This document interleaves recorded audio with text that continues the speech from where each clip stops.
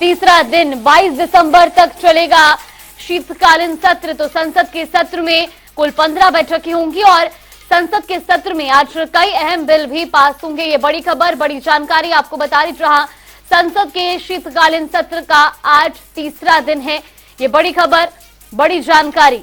तो सदन की कार्रवाई शुरू हो चुकी है। आपको बता दें कि 22 दिसंबर तक संसद के शीतकालीन सत्र की कार्रवाई होनी है। ये बड़ी खबर, बड़ी जानकारी।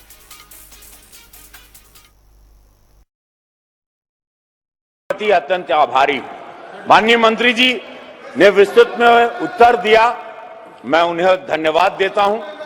मैं आपके माध्यम से माननीय मंत्री जी से जानना चाहता हूं कि कोल इंडिया के ऑपरेशनल एफिशिएंसी को बढ़ाने के लिए सरकार क्या कदम उठा रही है।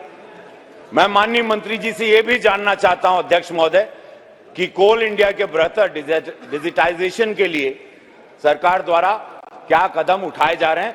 धन्यवाद अध्यक्ष महोदय। मैं पहली बार नए सदन में बोल रहा हूं, उसके लिए धन्यवाद।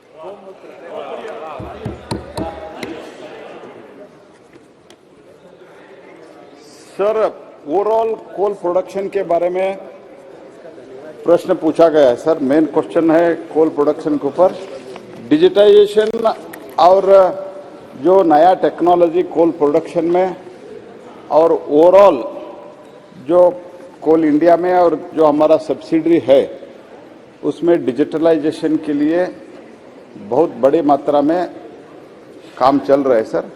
लेकिन द लेटेस्ट अवेलेबल टेक्नोलॉजी जो प्रोडक्शन के लिए ज़रूरत है उसने हमने इस्तेमाल किया है। और जो पॉलिसी चेंजेस है, इससे पहले के 2014 माननीय मोदी जी प्रधानमंत्री बनने से पहले जो कोयला आवंटन में और कोयला आवंटन में जो कोल इंडिया उत्पादन करते हैं वो कोयला आवंटन में और कोयला ब्लॉक आवंटन में दोनों गफला होता था। लेकिन आज हमने इतना ट्रांसपेरेंसी लाया है, कोई भी किसी भी लेवल का व्यक्ति, मंत्री सहित किसी भी व्यक्ति 1 किलो कोयला किसी को डिस्क्रिशनरी नहीं दे सकते हैं। एक भी कोयला ब्लॉक हम डिस्क्रिशनरी आधार पर नहीं दे सकते।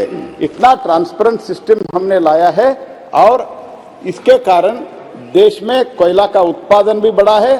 जो सिर्फ 565 मिलियन टन 540 मिलियन टन होता था, इस बार हम 1 बिलियन टन हम उत्पादन करके देश को आत्मनिर्भर बनाने के लिए हम बहुत बड़ा स्टेप्स लिया है। और आने वाले 2 वर्ष में पूरा सब्स्टिट्यूटेबल जो कोल है उसका इंपोर्ट हम पूरा बंद करने वाला है। Honourable member supplementary? No supplement. Shrimati Locket Chatterjee. धन्यवाद अध्यक्ष महोदय, बहुत बहुत धन्यवाद मंत्री जी ने जो जवाब दिए हैं। My question is, will the minister of coal be please to state whether any cases of over reporting of production of coal and differences in the physical stock and the book stock in West Bengal during the last 2 years and the current year have come to the notice of the government? If so, the details thereof, whether the matter has been investigated. And the second question, the number of new coal mines that have been opened by the government since the last 3 years in various areas of the country. State-wise, please state the data. Thank you. Sir, overall जो कुछ भी coal production में हो और जो mining में जो कुछ भी इरेगुलरिटी होता है उसका तो कार्रवाई स्टेट गवर्नमेंट से ही होना चाहिए। हमने बार बार लिखते रहते हैं कि कोयला में हो और माइंस में हो तो जो कुछ भी इरेगुलरिटीज, इलीगैलिटी हो रहा है उसके बारे में, अवैध खनन वगैरह हो रहा है उसके बारे में लिखते रहते हैं। और जो वेस्ट बंगाल में हो रहा है उसके बारे में हमने स्टेट गवर्नमेंट को कार्रवाई के लिए बहुत बार लिखा है, आगे भी लिखते रखेंगे।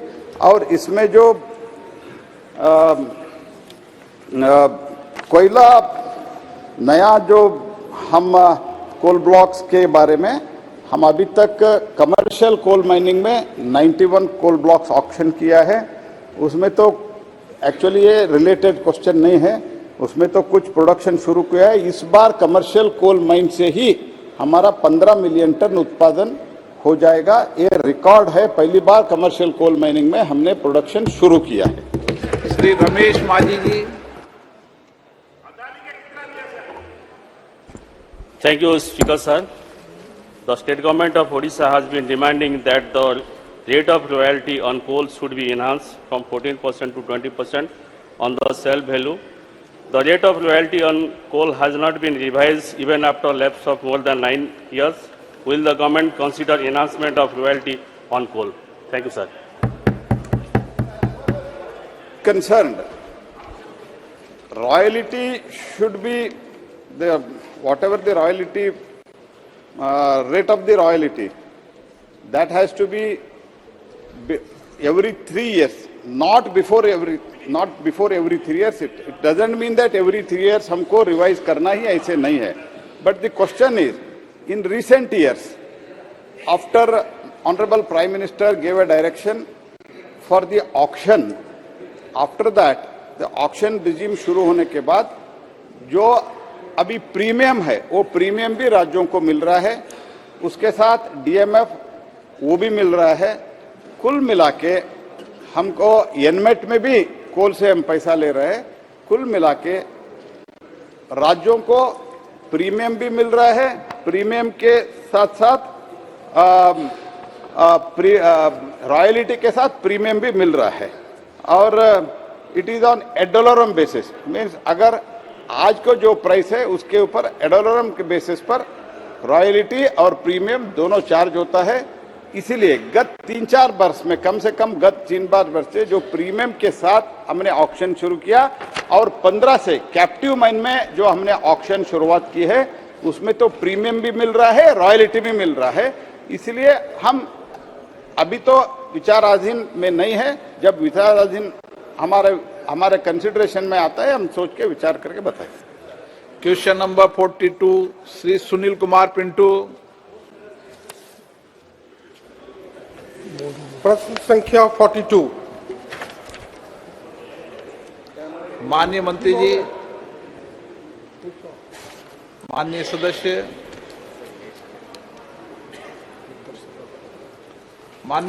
सभापटल पर रख। माननीय सदस्य श्री महाबल। अध्यक्ष महोदय, बहुत बहुत आपको मैं धन्यवाद आभार प्रकट करता हूं कि आज के इस महत्वपूर्ण प्रश्न उपभोक्ताओं को उनके अधिकारों के बारे में मेरा ये प्रश्न है। माननीय मंत्री जी ने 3 पन्नों में इनका विस्तार से जवाब दिया है।